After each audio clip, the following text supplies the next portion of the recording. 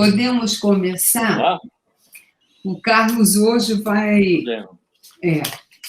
vai conversar com a gente sobre uma temática tão sensível, né? Uma ferramenta como ferramenta para o desenvolvimento, para ir afinando a sensibilidade do analista na sua função, né, analítica. O verso estético, agora me deu, estou com poesia na cabeça, olha, artístico do psicanalista, que a poesia atravessa, né? Pois não, Carla, obrigada, viu? Primeiro, eu queria agradecer a Nise e a comissão de dar essa oportunidade para conversar um pouco das coisas que, ultimamente, nesses últimos 10 anos, eu venho me dedicando, que é essa área aí do vértice estético-artístico e um pouco filosófico da psicanálise. Eu passei para vocês, pedir a Lanusa,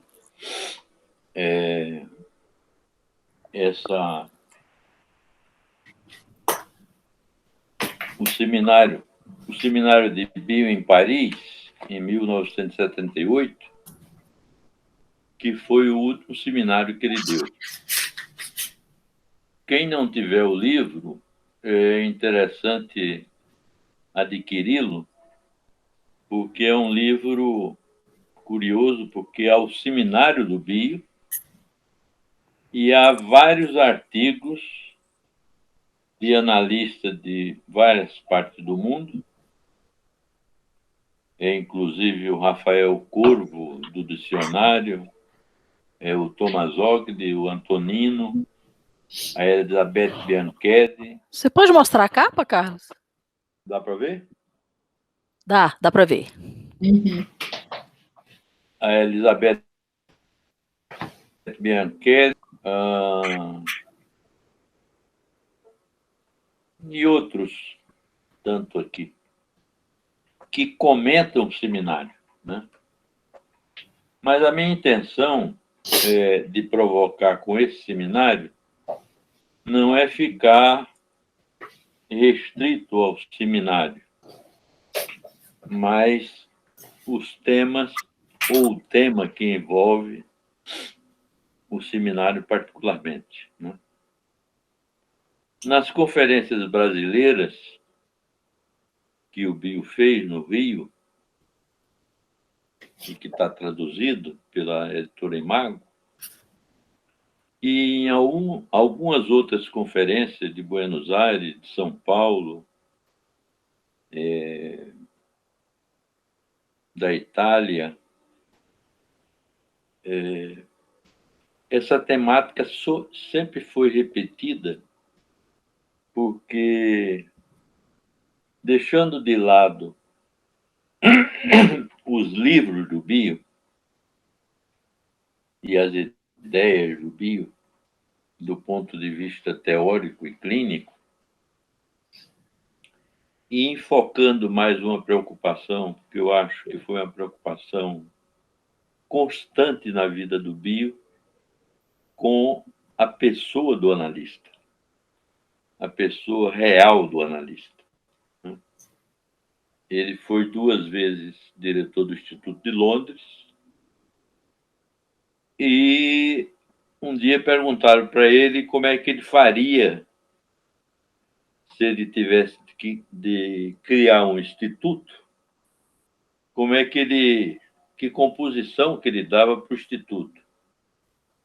Isso está nas conferências do Rio de Janeiro e de São Paulo, editado pela Paidós, de Buenos Aires. E ele disse, olha, a minha ideia, ainda que romântica demais, né? Ou alucinótica demais, para usar uma expressão dele próprio, seria o seguinte: o Instituto de Psicanálise haveria que cumprir algumas coisas que são fundamentais na formação de qualquer analista. Além da questão dos cursos teóricos clássicos, da maioria dos institutos, ele acrescentava e sugeria que fosse dedicado espaços à matemática, à filosofia, à literatura, à poesia, à antropologia, à música, às artes em geral e à filosofia. No livro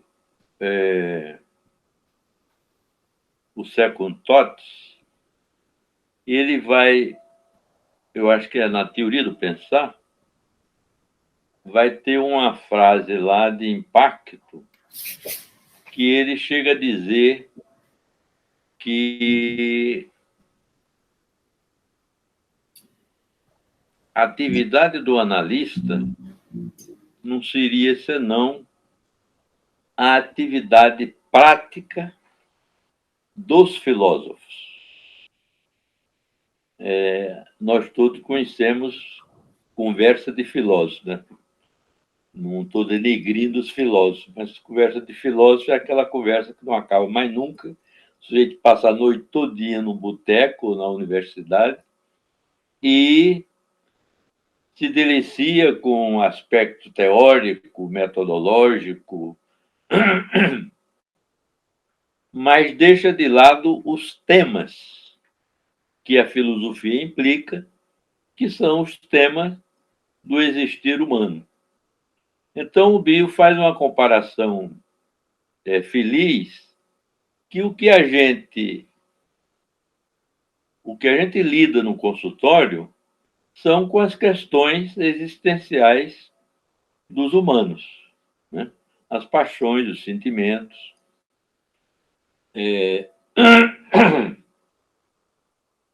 O que eu brinco nas minhas aulas, né? Os componentes da feijoada típica, que é rivalidade, competição, ciúme, inveja, etc. E hoje as questões narcísicas, pré-edípicas. Enfim, o que não é novidade nem foi nada criado pelo Bio. Foi expandido na obra do Bio, porque isso daí já vem de trás no pensamento freudiano, né? A gente sabe que o Freud pertenceu ao fim de um século, do século XIX, e é perto da metade do século XX.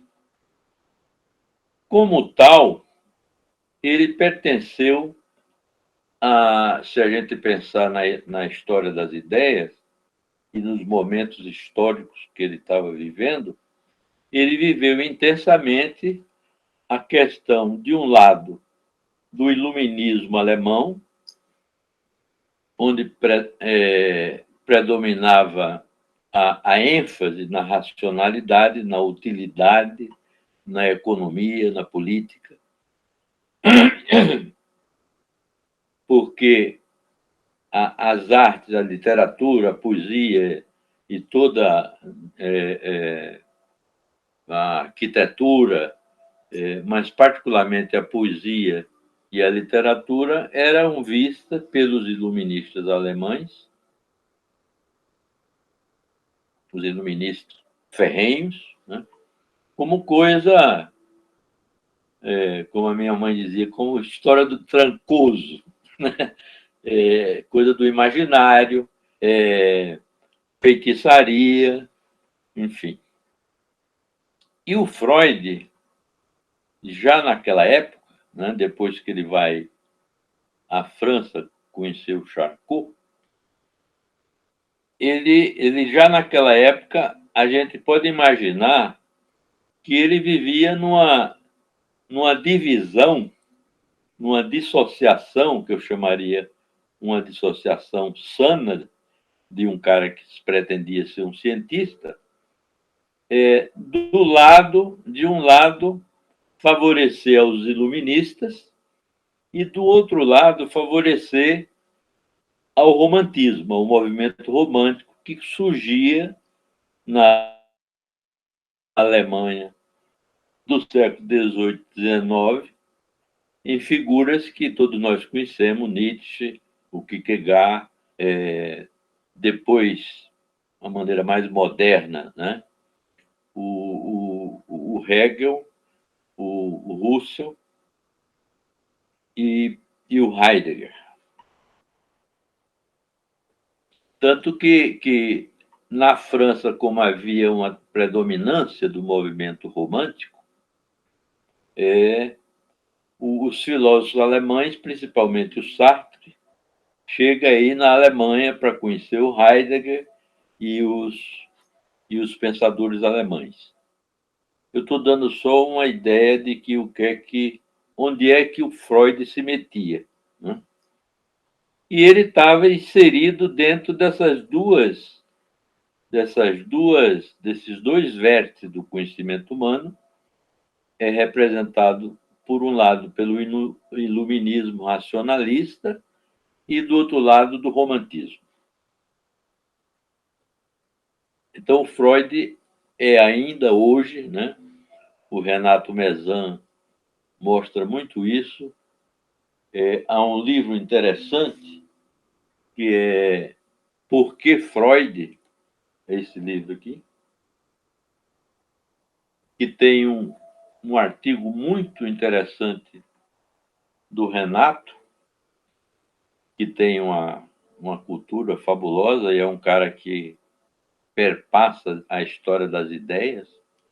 E tem um artigo muito legal, muito bem escrito, de uma pessoa que foi do nosso convívio, que agora está em Niterói, que eu conheci muito de perto, nunca mais a vi, que é a Tânia Rivera, que era da UNB e fazia parte do grupo que mexia com literatura e artes, e ela tinha uma predileção particular pela obra do Guimarães Rosa. Hoje ela está em Niterói. E todos esses pensadores, esses filósofos, inclusive outro dia eu estava vendo uma conferência do Pondé, são unânimes em falar que realmente a posição do Freud era uma posição muito delicada, porque ele estava entre a cruz e a caldeirinha, né? Ele queria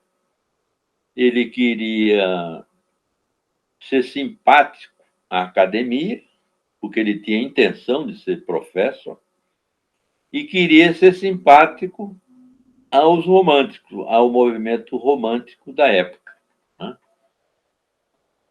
E todo mundo sabe que nas leituras de Freud está Nietzsche, está Kierkegaard, e está uma pessoa que hoje tem um peso muito grande na literatura e no pensamento filosófico e humanista, que é o Dostoiévski.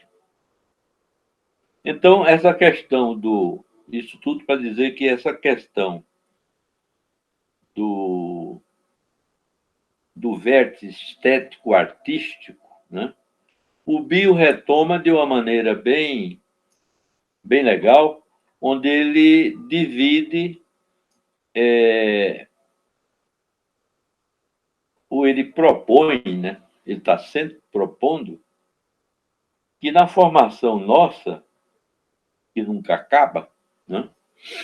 A gente precisa ter uma necessidade de expandir o conhecimento além da psicanálise propriamente dita, né? Eu acho que em Atenção e Interpretação, que ele vai fazer uma referência, e numa conferência do Rio de Janeiro, ele vai fazer uma afirmação muito corajosa, né? Porque o Bia era um cara que tinha uma coragem particular, né? Tanto é que ele é quase que exilado da Inglaterra e vai para os Estados Unidos, por questões ideológicas e de escola dentro dentro da sociedade inglesa, né, que de um lado tem os kleinianos, do outro lado tem os freudianos, os ana-freudianos, e terminou, como o inglês tem essa capacidade de ficar bem com todo mundo na sua fleuma, né, terminou ele se inserindo como Winnicott no chamado middle group, o grupo do meio, né? E o Thomas Hogney e alguns outros americanos conseguem levá-lo e convidá-lo para ir para a Califórnia, e da Califórnia ele passeia pelo mundo todo, né? E a gente teve graças a Virgínia, a gente teve essa felicidade de ter o Bio 3 vezes aqui. Uma das vezes ele ficou um mês morando em Brasília.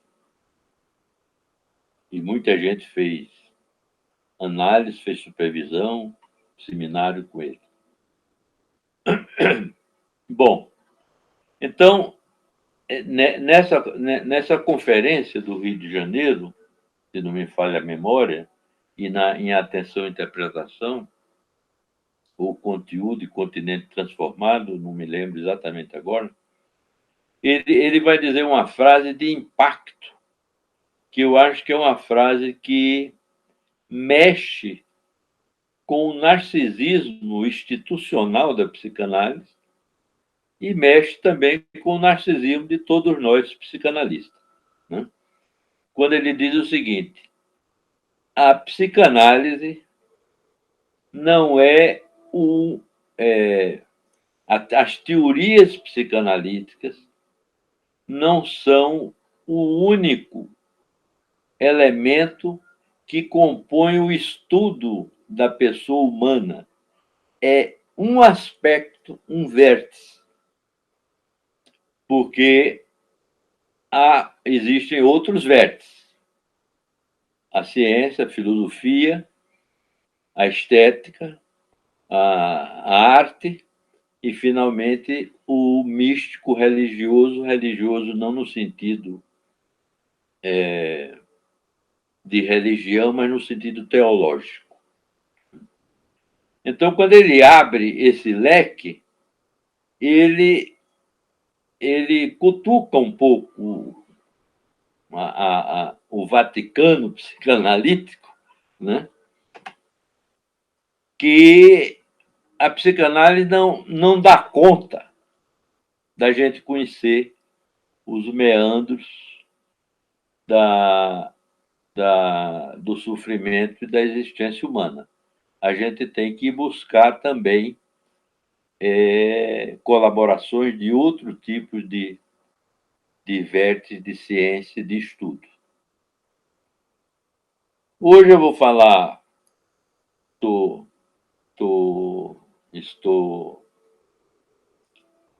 pontuando o vértice estético-artístico. Olha, então, o que eu estou querendo, ou pelo menos o que eu entendo do que é esse vértice estético-artístico, além do bio, né? A estética vem lá do Aristóteles, né? Mas a estética vai tomar uma independência, uma autonomia, um reconhecimento exatamente no fim do século XVIII, XIX e na modernidade do século XX. Na Alemanha, particularmente com o Schiller, que era um poeta e um filósofo lido pelo Freud, o Kierkegaard, o Nietzsche e o Heidegger, que eles voltam para reestudar a questão não racionalista, que era estrita aos iluministas, eles vão voltar para os gregos, principalmente para Aristóteles, e depois seguir em frente com os filósofos da antiguidade, até chegar aos filósofos atuais, né, e modernos, que aí entra o Russell, o Heidegger, né, o Nietzsche, para resgatar de que só a razão não dá conta da gente entender a pessoa humana e o sofrimento humano. E aí essa é a grande função do movimento romântico, que nasce na Alemanha e na França, e que, a partir daí, ficou respeitado, né? E, atualmente, a gente tem a junção, se a gente for falar do ponto de vista politicamente correto, a gente tem a junção do iluminismo, do racionalismo, da ciência, do positivismo, das ciências naturais, acoplado com as ciências do espírito, que é a ciência do espírito, não é do espiritismo, né? A ciência do espírito, que é a ciência do belo, da paixão, do amor, enfim, eu diria que é a ciência dos afetos. E os afetos são predominantemente o objetivo dos analistas, de nós analistas, né? Não desprezando a racionalidade, é claro que a gente não pode tirar a racionalidade, mas, voltando ao velho Freud, né, o que era recalcado era o afeto, eram as ideias, e os afetos hão que vir, hão que retomar a cena psicanalítica naquilo que o Freud chamava de o retorno do recalcado. Ou seja, a gente, na prática clínica, o que a gente vai lidar é com a vida afetiva, né? E com o pensamento, é claro. Ora, o Freud, que não era tolo, né, ele vai o quê? Ele vai explorar as áreas científicas ou não que estudavam as questões das paixões humanas, né? Então, leitor de Nietzsche, o Freud é leitor de Kierkegaard, o Freud é leitor do Schiller, do Kant, e mais do que isso, indo lá para trás, né, o Freud era um leitor profundo dos gregos e depois do Shakespeare, dos ingleses, particularmente do Shakespeare, e do Goethe, que era um filósofo literário, né? Todos vocês conhecem as obras de literatura do Goethe, particularmente as afinidades eletivas e o sofrimento do jovem Werther. Além disso, o Freud vai ler o Kierkegaard, né? O Freud vai estudar espanhol para ler o Dom Quixote. E contemporâneo do Freud, um escritor vienense, muito importante, citado várias vezes pelo Freud, e tem inclusive uma carta do Freud a ele, Arthur Schindler. Era um escritor, um contista, um romancista austríaco, que, numa certa ocasião, Freud escreveu a ele dizendo o seguinte, que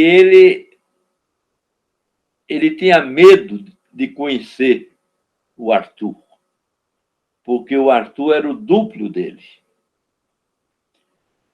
E, além de ter medo, ele ele parabenizava muito a obra do Arthur Schindler, que o Freud lia, porque na carta ele dizia assim: tudo que o senhor relata, toda a sua narrativa, toda a sua intimidade com o sofrimento humano, nos seus contos e nos seus romances, eu leio no meu divã. Quer dizer, o senhor escreve aquilo que eu ouço. E isso ficou uma amizade muito grande, muito embora ele só se comunicasse através de epístola, de carta. Né? Mas é um autor que merece ser lido. Né? Então, vocês vejam que a importância do vértice artístico, estético-artístico, não é coisa da descoberta do bio. Já era do Freud, né? O bio que eu entendo, né, e que eu gosto mais, é esse bio que sempre foi preocupado em dar subsídios para que a gente, cada dia mais, nos desenvolvêssemos na função psicanalítica que nós temos. Então, era um cara preocupado com o analista. Me dê licença de eu ler aqui um trecho do seminário. Né? Lá no meio do seminário, ele respondendo uma pergunta da plateia, ele diz assim: esqueça a psicanálise ou a psiquiatria por enquanto. Há alguma coisa para a qual você o escolheria? Gostemos ou não, a escolha é arbitrária, uma vez que é sozinho que cada um de nós faz análise. Porque psicanálise é uma profissão solitária. Com isso, ele está abrindo a liberdade de qualquer um de nós seguir o caminho que a gente queira seguir. Né? Acostumamos-nos à ideia de que a psicanálise é uma tentativa de fazer uma abordagem científica da personalidade humana. Trata-se de um ponto de vista que confere grande importância aos fatos, à verdade e ao genuíno. Aí o cara diz assim: o senhor está insinuando que a experiência analítica pode ser desumanizante? É claro que ele está cutucando o bio, porque o bio está criticando, por enquanto, a racionalidade e o cientificismo do analista. Aí ele diz assim: penso que há um grande risco disso acontecer. Deparo um bocado do que é tido por psicanálise científica. Mas em mim nada desperta a não ser um sentimento de tédio. A ideia de que seja uma vivência psicótica é muito cerebral. Na análise, estamos acostumados em algo que, em última instância, pode ser expresso em termos cerebrais. Mas não é assim que se mostra a nós enquanto analistas clínicos. Essa é a razão por que temos de nos conformar com o fato de os pacientes não nos chegarem, portanto, com etiquetas presas a eles, com os dizeres maníaco, depressivo, esquizofrênico, esquizoparanoide, etc, etc. Caso não chegue com tais etiquetas, cumpre encará-las como outros destroços adicionais. Preste atenção que ele está falando, ele vem falando lá atrás nos destroços, e ele sempre falou, inclusive no Cogitation, ele sempre falou que a gente lida com restos de catástrofe, desde que a gente nasce. O próprio nascimento é uma catástrofe, é um naufrágio. E a gente tem que dar conta até morrer desses restos do naufrágio para a gente não enlouquecer mais do que já nós somos loucos. Então, tanto que ele diz assim, quando um paciente diz assim, o senhor me garante que a psicanálise não vai me enlouquecer? Ele diz, não garanto porque nós já somos loucos. Agora, nós somos, uns são loucos sanos e outros são loucos insanos. Mas hoje, como a gente entende as ideias do Bio e dos outros analistas que trabalham mais a parte psicótica, as questões narcísicas, do que as questões defensivas neuróticas, a gente está sempre lidando com esses restos do espatifamento, né, que o Lacan e o Nasio explicam muito bem quando ele descreve o mecanismo da foraclusão, né? Quer dizer, quando você entra em contato com a experiência traumática, você espatifa, você foraclui, fica os pedaços, e aí o que a gente tem que fazer com esse pessoal, principalmente da modernidade, né? Os pré-psicóticos, os borderlines, os toxicômanos, os próprios psicóticos, né? Os neuróticos obsessivos compulsivos, é tentar juntar os pedaços do naufrágio para ver se a gente pega esses pedaços, faz um barquinho para chegar até a beira da praia. Tem gente que chega na beira da praia, tem gente que não pega pedaço e afunda, e tem gente que está no mar até hoje tonteado, né? Mas o analista tem essa capacidade de dar suporte, dar acolhimento para levar a gente até a beira da praia. E aí a gente sobreviver. Não é viver, né? Porque nós somos sobreviventes de um naufrágio. Então ele diz aqui, bom, vocês estão entendendo que ele está aqui priorizando a questão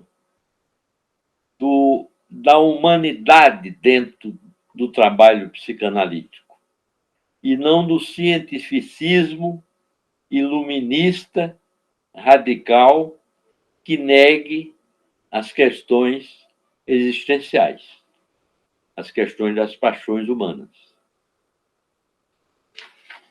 Então ele vai entrar nisso que eu vim aqui discutir com vocês. Ele diz assim, eu digo, diz o Bio, que valeria a pena considerá-lo o consultório nosso. Não o seu consultório, e sim o seu ateliê. Vejam que a palavra não está por acaso, né? Existe a técnica, existe a teoria da técnica, existe a técnica, existe o estilo de cada um e existe a gente com o estilo da gente, que é o artista. Aí ele diz assim, que espécie de artista você é? Ele diz para o colega que perguntou para ele. Um ceramista? Um pintor? Um músico? Um escritor? Na minha experiência, um número enorme de analistas não sabe que tipo de artistas são. Olha que coisa interessante que o Bio está propondo aí, né? De que a gente retome e reflita que para a gente lidar com a questão humana, inclusive a nossa, nas análises da gente, e para a gente ouvir as pessoas, e não somente ler os livros, mas particularmente ouvir as pessoas, a gente tem que ter um olhar artístico. A gente tem que ter o olhar do poeta, do literato, do romancista, né? Do pintor. E aí ele vai fazer umas brincadeiras com as cores.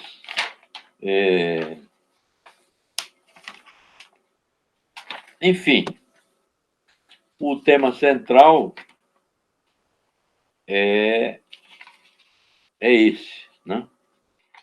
Bom, e aí eu queria trazer um exemplo de uns 6 ou 7 anos para cá.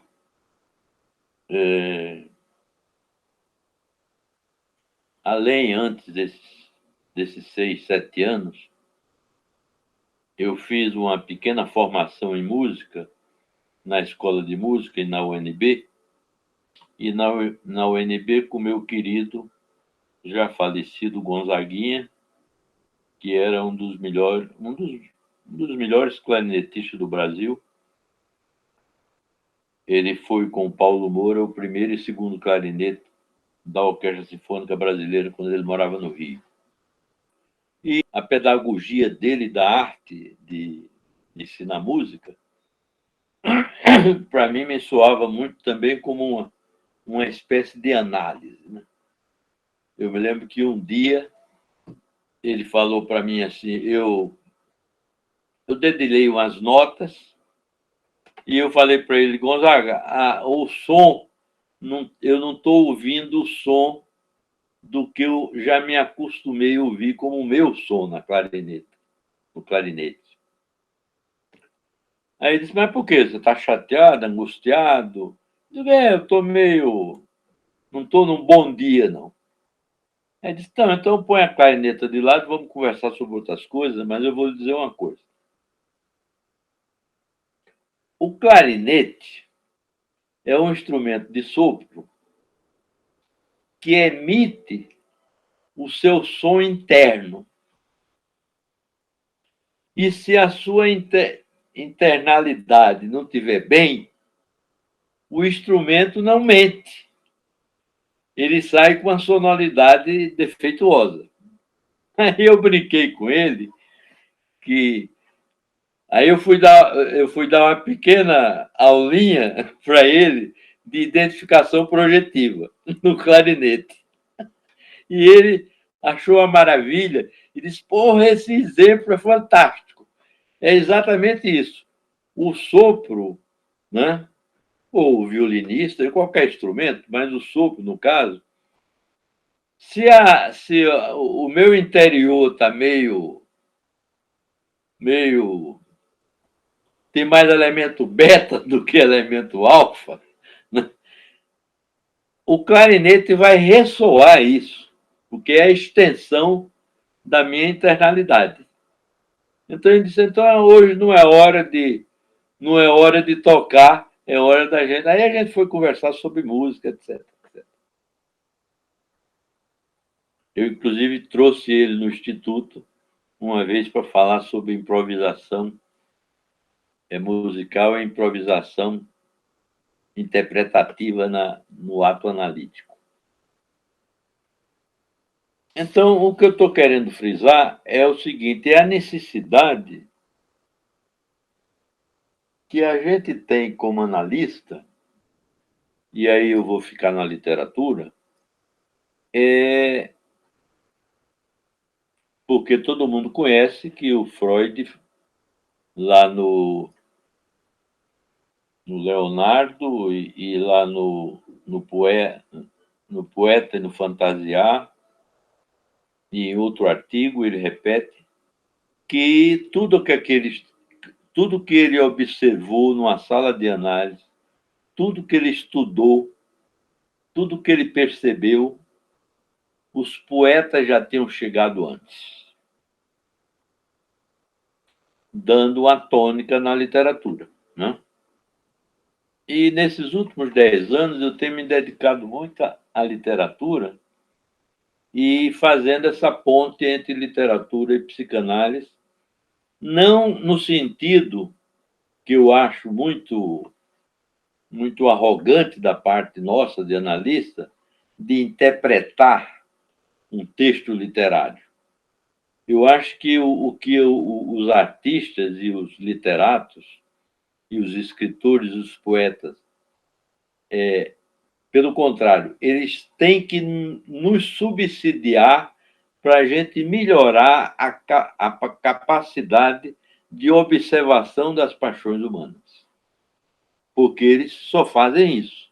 Eles descrevem, e descreve, principalmente o poeta, descreve quase numa linguagem onírica, estético-artística, mas onírica, onde você, para ler uma poesia, para se identificar com o poeta, para se identificar com o conteúdo da poesia, é impossível você ler uma poesia e ficar no concreto da poesia. Você sempre vai pegar a poesia por trás, que é o conteúdo latente, que é o inconsciente da captação do poeta, da realidade externa ou da realidade humana. Então, por exemplo, obras como A Montanha Mágica, do Thomas Mann, Em Busca do Tempo Perdido, do Proust, que tem uma coisa fantástica. No primeiro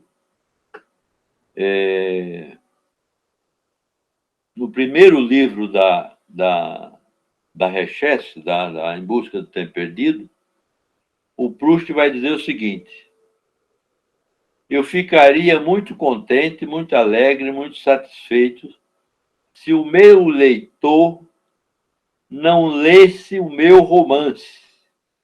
São 7 volumes que ele passou a vida todinha para escrever e chegou no fim, achava que agora que ele tinha condições de escrever o romance.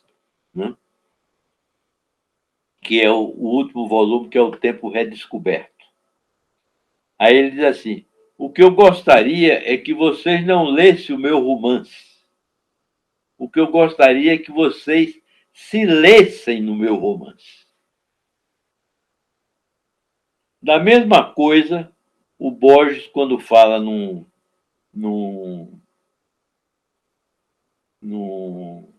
ensaio sobre a poesia, ele vai dizer o seguinte: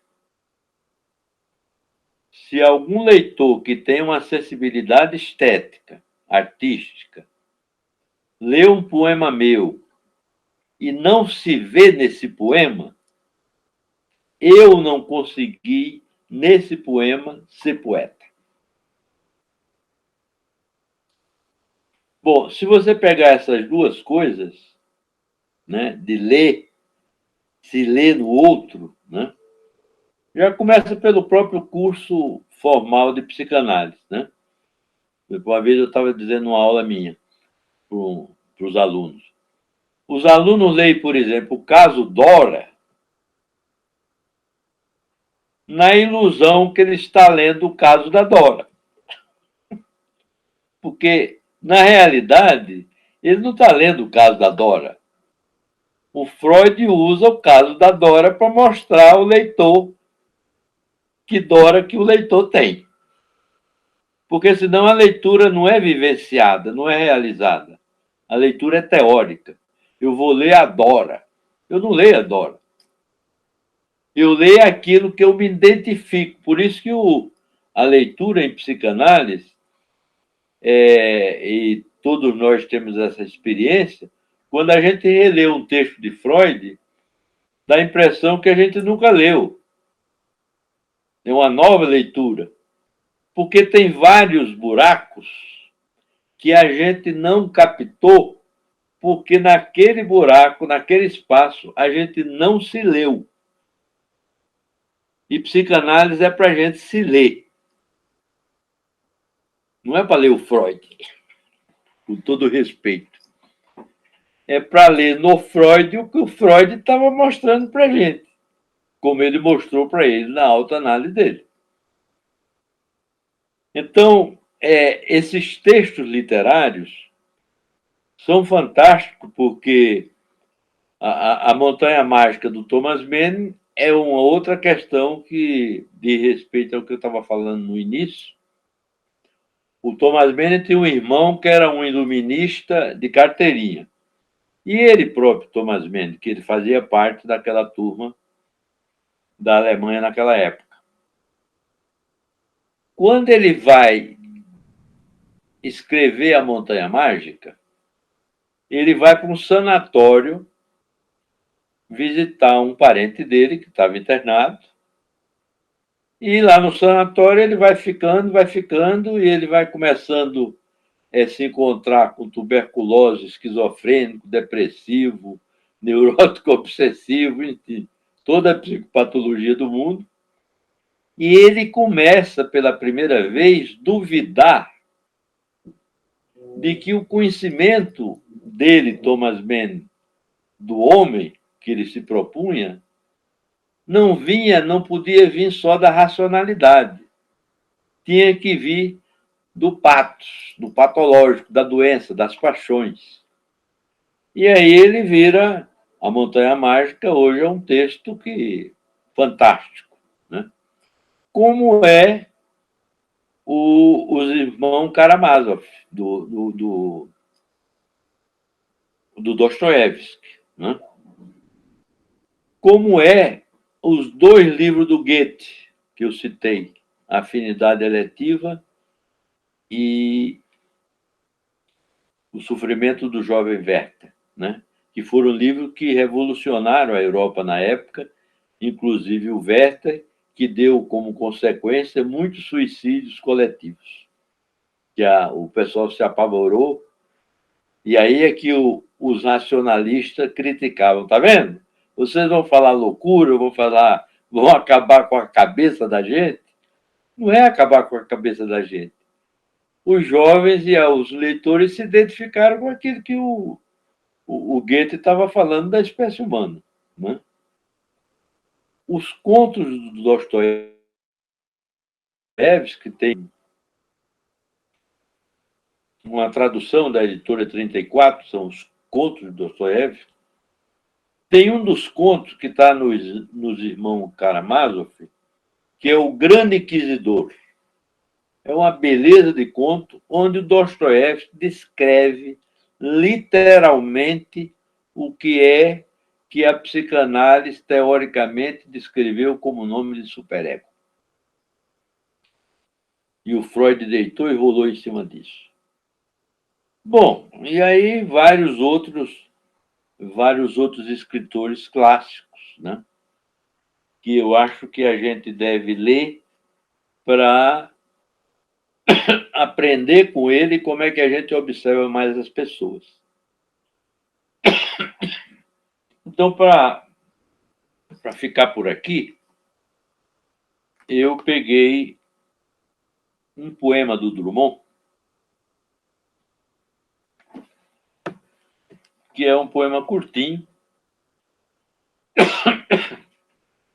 mas um poema que, quando eu li pela primeira vez, eu falei assim: a Melanie Klein não leu esse poema, óbvio, mas ela está toda aqui. O poema se chama Destruição. Eu vou ler bem lentamente para a gente. É um poema que conta a história do amante, dos amantes apaixonados, da paixão maluca, louca, né? Como toda paixão. E que ele denomina como destruição. É um poema que está no livro Lições de Coisa, que é de 1962, ou seja, já é um poema perto do fim da vida do Drummond, no terço final da vida dele. Ele diz assim: os amantes te amam cruelmente. os amantes se amam cruelmente. E com se amarem tanto, não se veem. Eles não enxergam quem é quem. Quem sou eu, quem é o outro, quem é o outro. É uma fusão. Um se beija no outro refletido. Dois amores que são, ou dois inimigos? Narcísicos, né? Amantes são meninos estragados. Outro dia o cara perguntou ao Pondé como era, o que é que ele achava que Freud diria sobre quem são as pessoas da modernidade e da pós-modernidade. Aí o Pondé, com aquele jeito arrogante, uspiano e debochado dele, falou assim: o Freud diria que são histéricos infantis. Bom, amantes são meninos estragados pelo mimo de amar e não percebem quanto se pulverizam no enlaçar-se.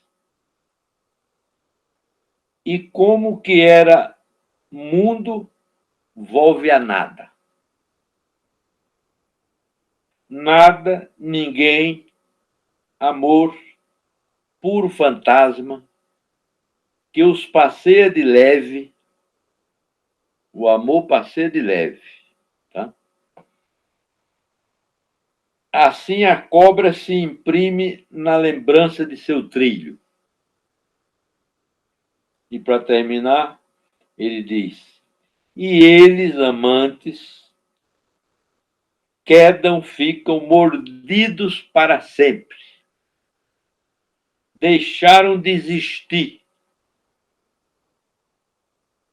Mas o existido continua a doer eternamente. Esse é o poema. Então, é um poema, para forçar a barra, é um poema tipicamente kleiniano, né? Identificações, projetiva, introjetiva, destruição, perda da realidade interna e externa, perda da diferenciação entre eu e o outro, priorização da pulsão de morte, o amor passa de leve, destrói as pessoas e deixam de existir, mas o existido continua a doer eternamente.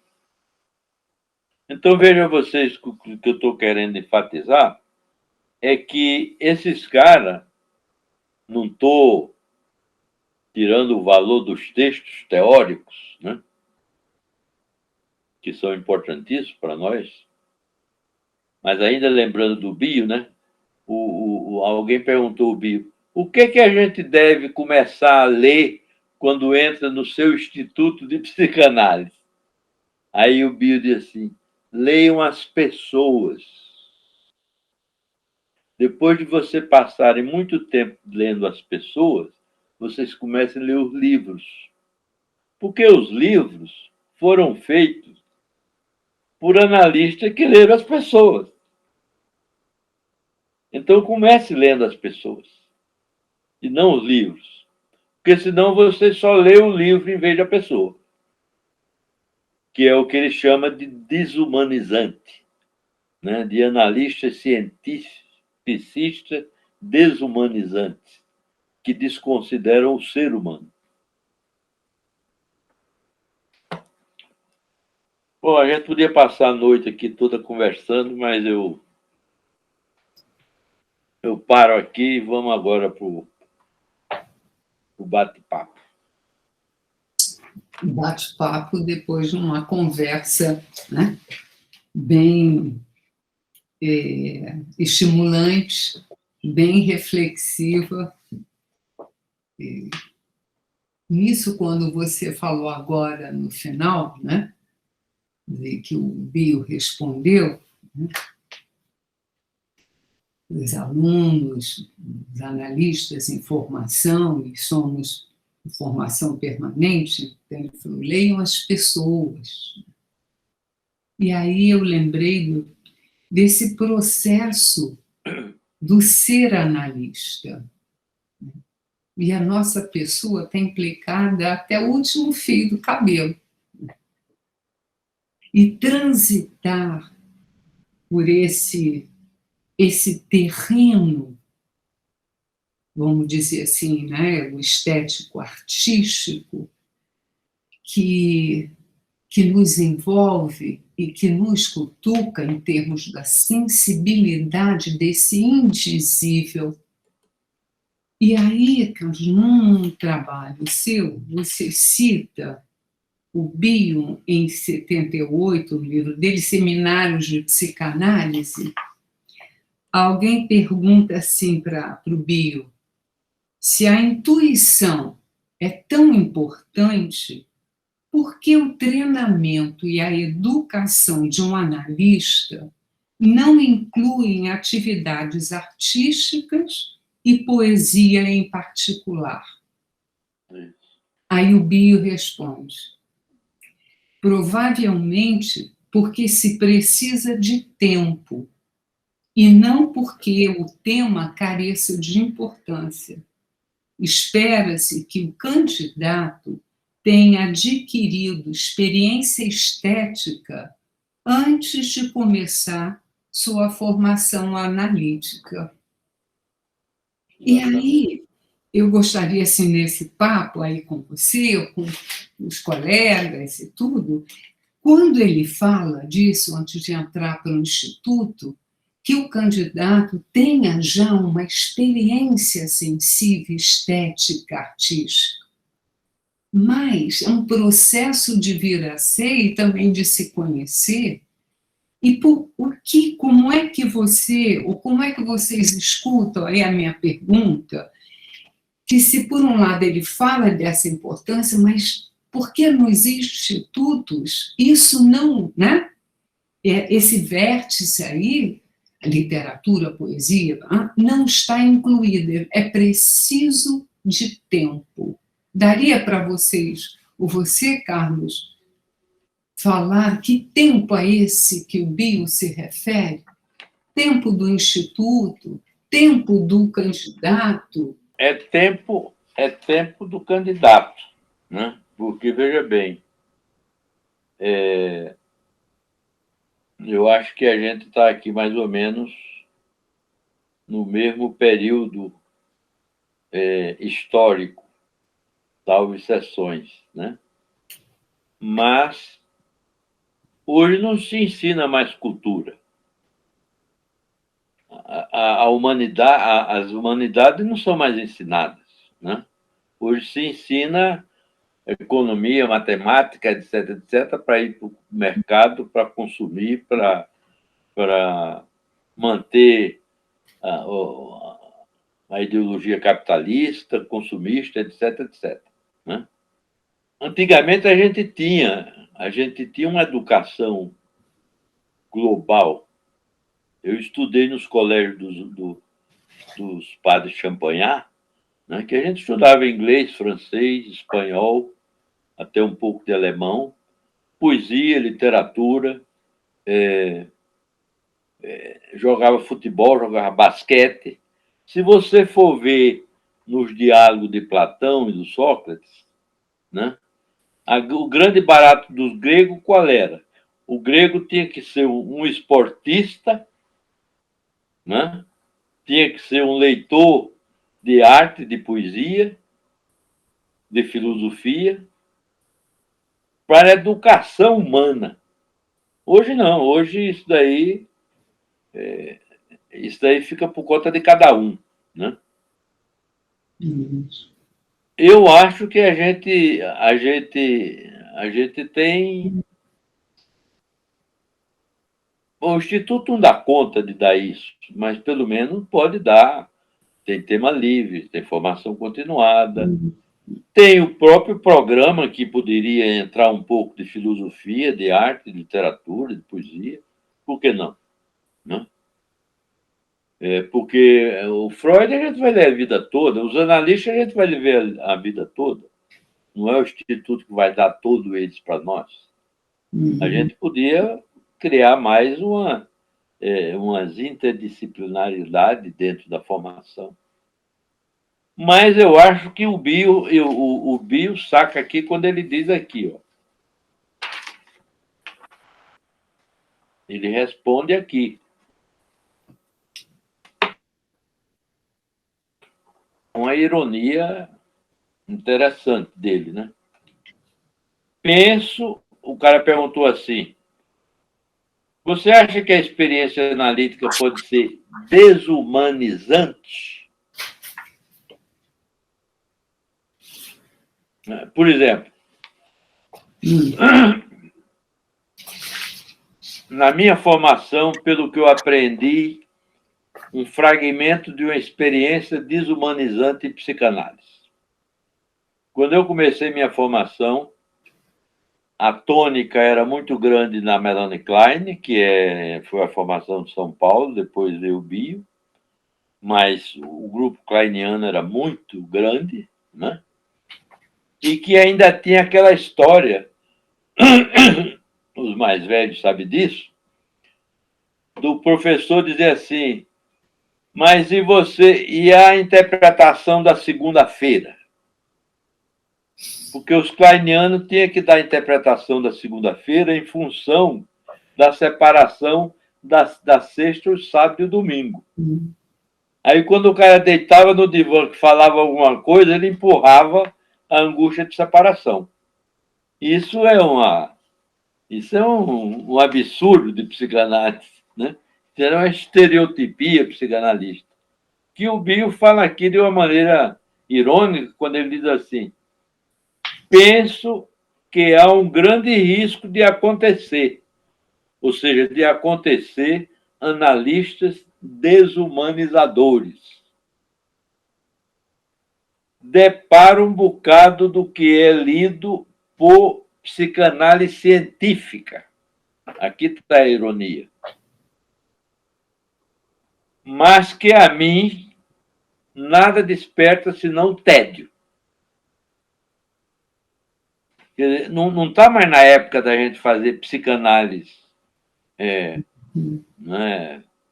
Eu me lembro muito do Sapienza, porque eu convivi muito com o Sapienza, estudei, fiz supervisão com ele, e ele contava uma história que a mulher chegou lá no consultório dele e olhou para ele e disse: bom, pelo nome e pelo seu jeitão, o senhor deve ser italiano, ou filho de italiano.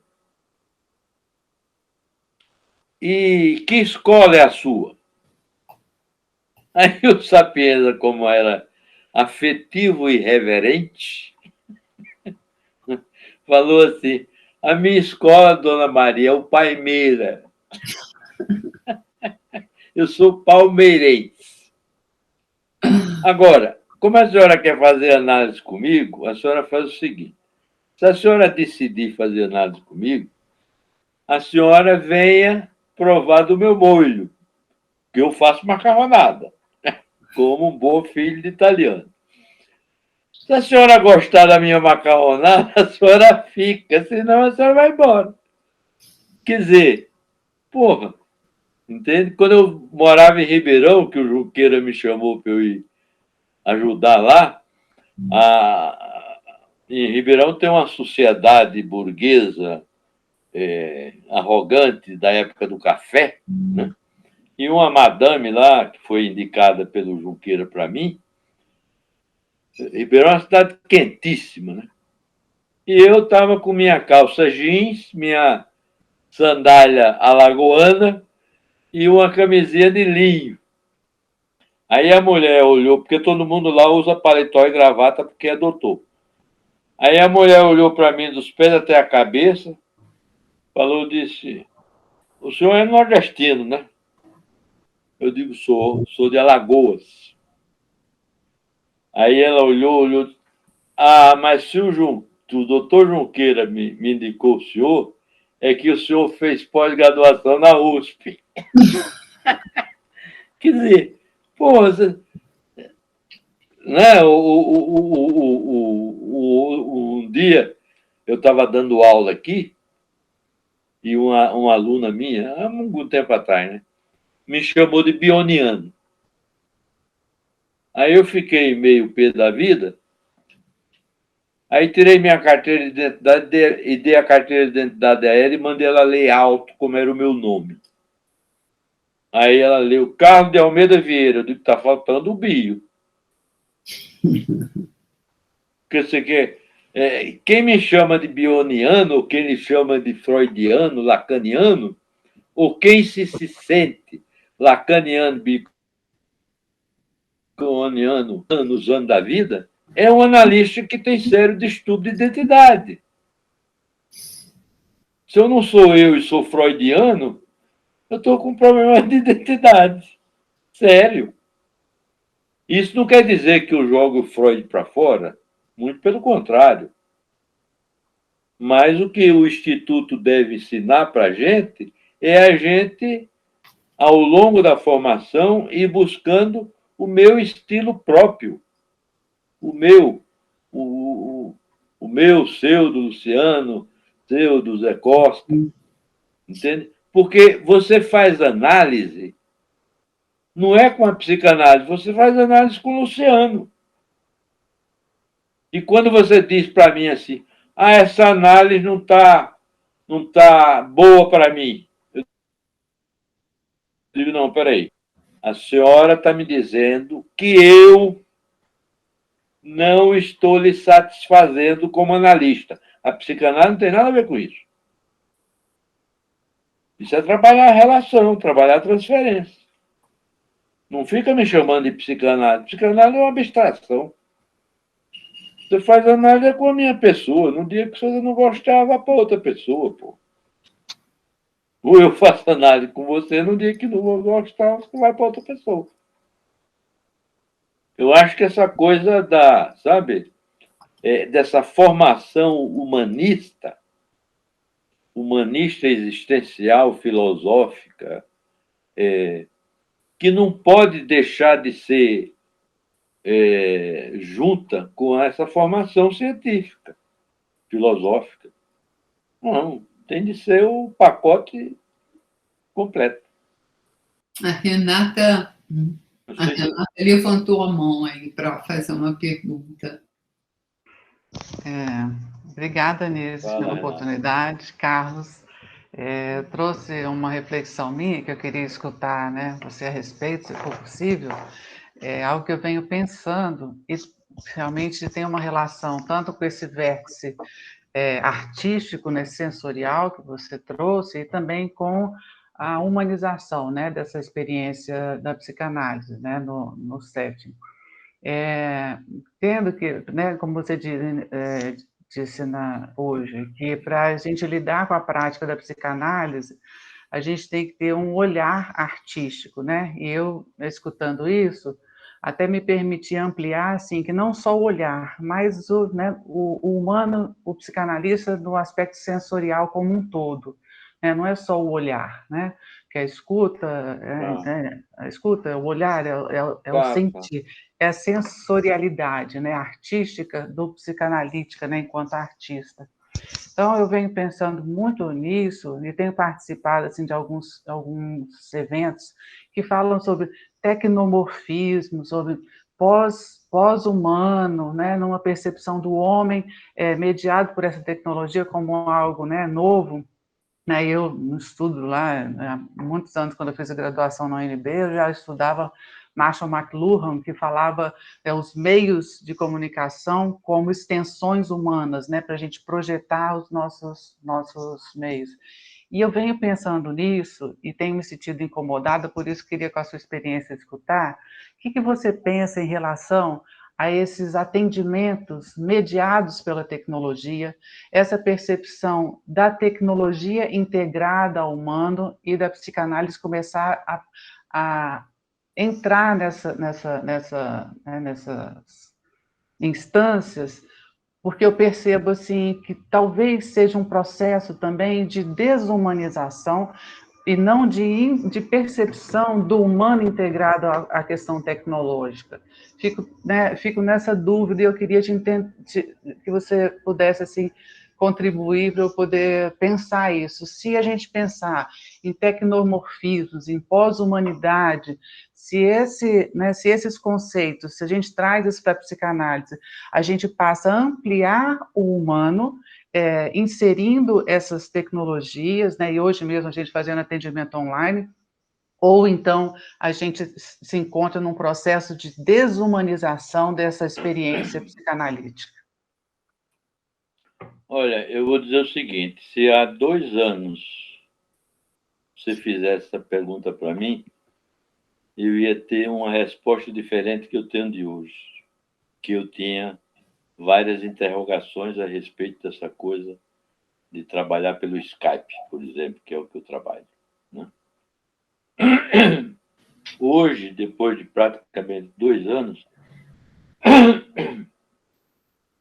não só de fazer análise, mas dar seminário, você mesmo faz seminário comigo, pode comprovar isso, dar meus cursos.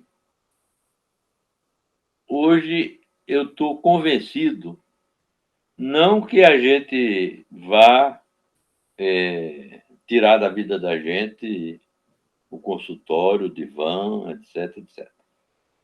Mas eu estou convencido, a minha preocupação era uma só. Qual é, voltando aqui àquilo que a Nise falou e lembrou, que eu quase que não falei nisso, lembrou muito bem da questão da intuição, né? E a intuição tem muita coisa de subjetividade, né? Ou é a primazia da subjetividade. Hoje eu diria o seguinte: o meu foco diante do meu analisando é um olhar, se eu pudesse dizer assim, fenomenológico dos afetos. Porque isso é o suprassumo da atividade analítica. Entende? A questão da análise é o afeto. É claro que a razão vem junto, mas é o afeto. Os zolos existenciais, os sofrimentos da gente são sofrimentos da ordem dos afetos, né? E eu desconfiava muito, preconcebidamente, que através daqui fosse uma coisa anafetiva, que não ia dar liga afetiva. Hoje eu estou completamente convencido ao contrário. E eu tenho até medo de ficar muito convencido, porque senão eu vou querer ficar aqui no meu quarto, numa boa.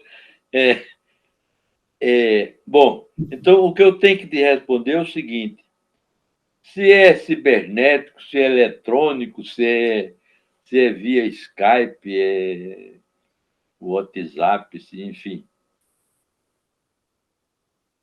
Se der liga afetiva, e a experiência que eu estou vendo aqui dá, eu estou satisfeito, sabe?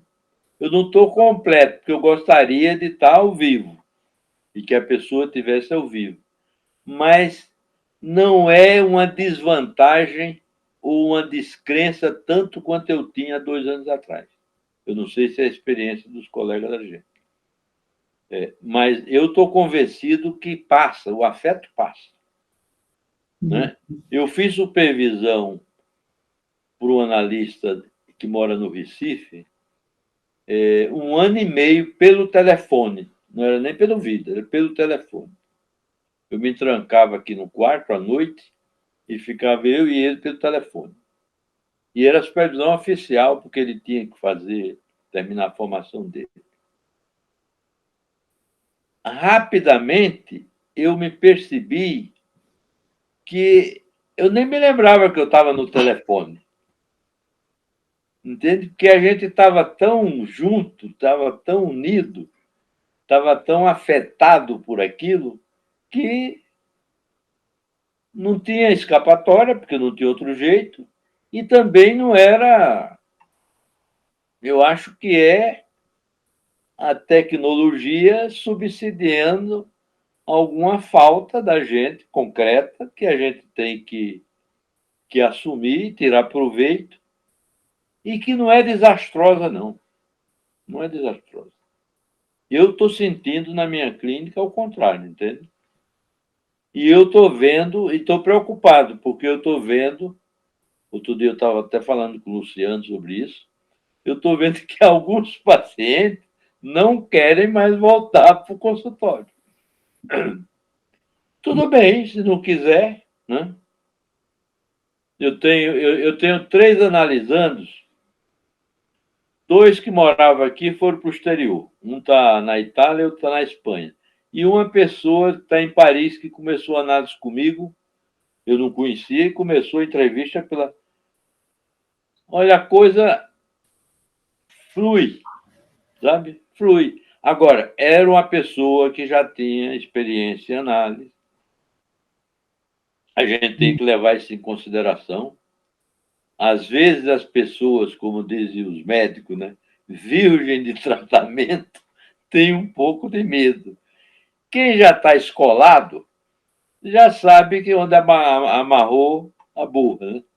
Aí vai direto. Mas mesmo quem está começando, eu acho que. E tem uma coisa, e aí entra a questão da frequência de sessões, é importante também. Mais contato, mais afeto, mais empatia, entende? Eu não. Agora, do meu ponto de vista pessoal, aí não psíquico, físico, cansa mais. Eu estou procurando uns óculos para olhar para o computador, porque não é fácil você ficar 5, 6, 7, 8 horas na tela do computador, né? Mas eu não tenho. Agora eu não tenho mais dúvida, não, Renato. Cair na rede é peixe. Obrigada. Oi, Luciano, que bom que você está por aqui para essa conversa. Não dava para perder, não é? Esse passeio, né, que o Carlos trouxe aí para nós, né, da estética, né, da filosofia, tanta coisa, e depois falar. E tudo isso que foi falado tem a ver com o humano, né, tem a ver com o que a gente faz, né, com análise, né? Eu estava ouvindo o Carlos, estava me lembrando, Carlos, que antes da pandemia, a gente tinha conversado que na Argentina, né, muitos analistas, né, de informação faziam análise por telefone, por Skype, não sei o quê. E a gente falou disso assim, meio horrorizado, né? Exatamente. Não é mesmo? Quer dizer, a gente falou, mas que bagunça, né? O pessoal está levando tudo esculhambado e tal, né? E hoje a gente já pensa diferente, né? E outro dia eu liguei para um amigo meu lá de São Paulo e perguntei, como é, você está atendendo online? E ele me respondeu assim, eu não faço o que eu não sei. Não é? Quer dizer, ele, né, me disse assim, que toda essa sensorialidade da presença da pessoa, né, é indispensável. Não dá para fazer análise sem ter todo esse contato aí, visual, corporal, essa sensorialidade. Né? Se a gente ficar só ouvindo e tal, é que isso não dá para fazer, né? Eu não sei se ele mudou a posição dele, mas foi a posição, uma pessoa bem reconhecida na área, né? Então, eu acho que é isso, né? Como aquele espanhol lá dizia, yo soy yo en mi circunstância, né? A psicanálise, a gente tem uma maneira de ver, trabalhar, de pensar dentro de uma circunstância. Agora, aconteceu essa pandemia, a gente não sabe quanto tempo isso vai durar, se de repente vai aparecer outra pandemia e tal. Então, acho que foi uma abertura, né? A Renata trouxe essa questão aí, então é uma abertura. Nós estamos experimentando, nós estamos aprendendo, né? Como trabalhar aí online, com imagem visual, só com a fala. Nós estamos aprendendo. É uma experiência que, mesmo que passe a pandemia, a gente volte a atender em consultório, essa experiência vai ficar, né? Essa a gente vai incorporar de alguma maneira e nós vamos ter muito o que falar, né, sobre isso aí. Mas essa questão, né?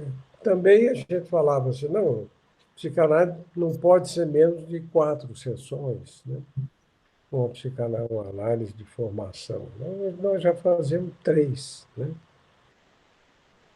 E assim, né, será que é só uma adaptação nossa a uma realidade, uma coisa adaptativa, ou é uma coisa que da realidade que a gente vai dificulta alguma coisa e a gente desenvolve outras funções, né? Eu tenho notado que com muitos pacientes assim a escuta, né, da palavra, da fala, do tom que a pessoa fala, o jeito, as interrupções, né, as mudanças de rumo, eu tenho ficado muito mais palpável para mim quando o paciente defende de um determinado assunto, muda para outro e tal. Eu tenho achado assim muito interessante, muito rico, né? E eu acho que, né, você trouxe aí muita coisa que a gente pensar a formação analítica do nosso instituto, a gente tem que estar sempre repensando, né? Revendo, né? A gente tem um programa que a gente dá esse programa aí, teórico e tal, né? Tem um tripé, agora a gente já fala no 4º eixo, no 5º eixo, daqui a pouco pode aparecer mais um 6º eixo, mas eu acho que uma coisa para mim ficou muito evidente nessa pandemia. A preocupação que surgiu para nós psicanalistas com o aspecto social, né? Essa coisa né, da precariedade das pessoas. Nós fizemos um grupo, eu e a Tereza fizemos um grupo e atendia gente pela rede, né? Gente de vários lugares do país. E a gente via a dificuldade das pessoas, a precariedade, o negócio, como que é a psicanálise, como nós vamos ser indiferentes a isso, né?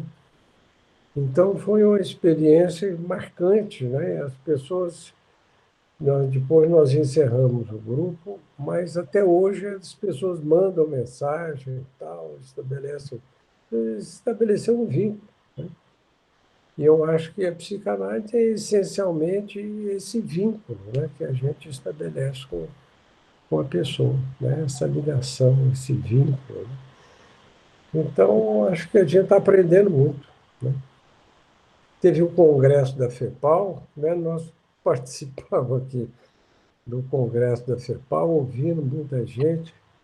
E eu não, eu fui a vários congressos, mas esse que eu fiz online, né, da FEPAL, eu nunca participei tanto, né, desse congresso, mais do que quando às vezes eu ia, né?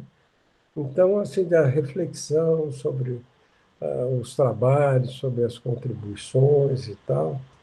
Né? Fiquei impressionado, aquela Janine, lá da Janine, Argentina, né? Ela com, com oxigênio e tal, quase não conseguia respirar, e ela falando e tal, e sustentando o ponto de vista dela com a veemência, com a força. Uma semana depois ela morreu. Mas eu fiquei impressionado, eu achei uma coisa fantástica, né? A mulher estava ali morrendo, né? A gente sabia que ela sabia que ia morrer, né? Que já não tinha mais pulmão para respirar, né? E ela interessada e sustentando o ponto de vista dela, eu achei uma coisa de um amor à psicanálise, um negócio, sabe, que é um exemplo para todos nós, né? gente, já estamos já passando um pouquinho da hora. Essa conversa, Carlos, como você falou, continuaria e poderia até mais, né? Alongando. Então, Zé Costa, você quer falar alguma coisinha? Eu acho que o Carlos traz uma correção de rumo que a gente sempre está buscando, né? Que é a humanização de nós mesmos, né? Lembrando que a gente tem que se antenar, né? Pela sensibilidade, né? Isso que a literatura nos traz, que a arte nos traz, né? A música, a literatura, a poesia. Quer dizer, né? Que nos humanizemos. Né? Eu acho que a gente sempre está buscando isso e sempre temos que estar nos corrigindo. Né? Eu acho que você nos traz essa ideia, né? Isso é muito importante. Né? Foi muito bom esse papo. Mas tem essa discussão que eu vejo muita gente falando assim, não, que a psicanálise está se ajeitando muito, ela está se moldando muito e está se perdendo nisso aí. Eu acho que a gente tem uma discussão aí importante. Tá?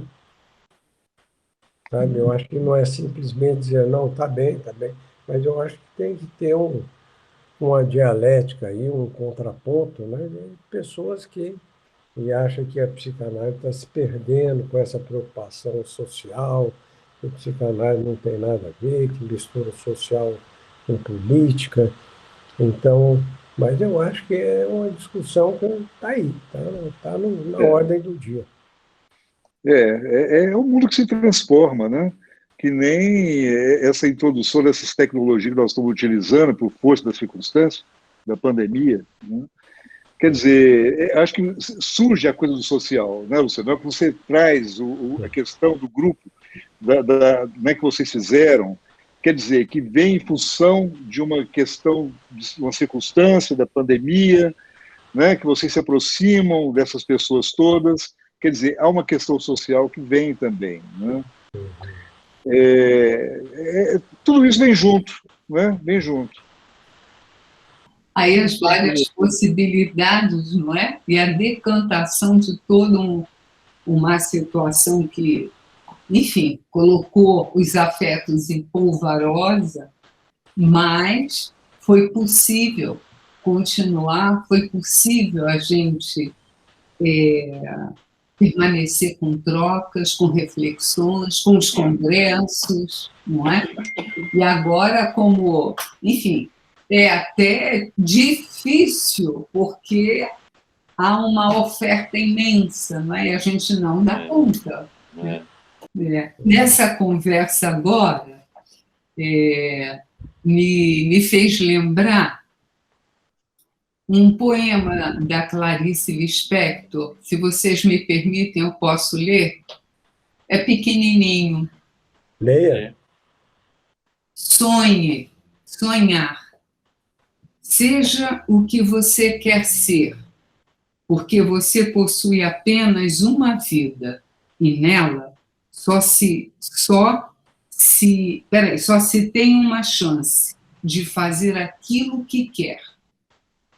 Tenha felicidade bastante para fazê-la doce, dificuldades para fazê-la forte, tristeza para fazê-la humana, e esperança suficiente para fazê-la feliz.